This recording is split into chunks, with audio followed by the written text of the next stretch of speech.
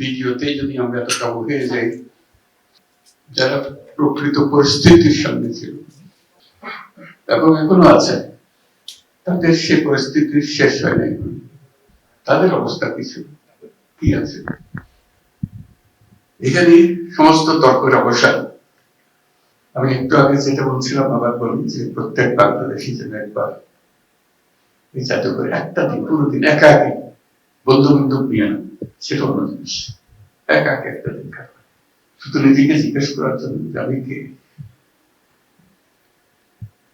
টাটকা টাটকা ইতিহাসটা এত টাটকা ইতিহাস নিয়ে যাবে বলবোধ দুনিয়ার কোথাও হয়নি, আশা করি আর হবে না।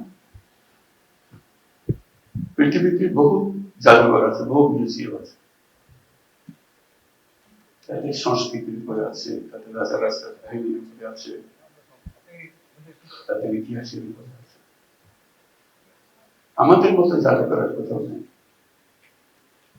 জীবন্ত একটা জিনিস উপভোগ করে সকল শিক্ষার্থীর ডেস্টিনেশন হোক, বছরে যখন তারা ফিল্ড ভিজিট করে, এই করে একটা ফিল্ড ভিজিট যেন এখানে করে, সেই ব্যবস্থা যেন রাখা হয়।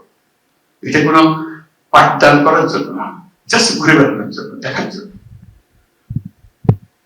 তাদের প্রশ্নের জবাব দেওয়ার জন্য। কেন এটা করছিল, কি হয়েছিল তার, এরা কারা, যারা এই জাদুঘরের উপযোগ্য এখানে যাদেরকে আমরা দেখতে আসি, তারা এখানে বসে আছে, তাদের খবর এখনো টাটকা। যারা এখানে দেখতে আসবে এগুলো, তাদের জন্য একটি অনুভূতি আসবে যে বাংলাদেশের সর্বনিম্ন বিন্দু কি এবং সর্বোচ্চ বিন্দু কোথায়, দুটোই এখানে।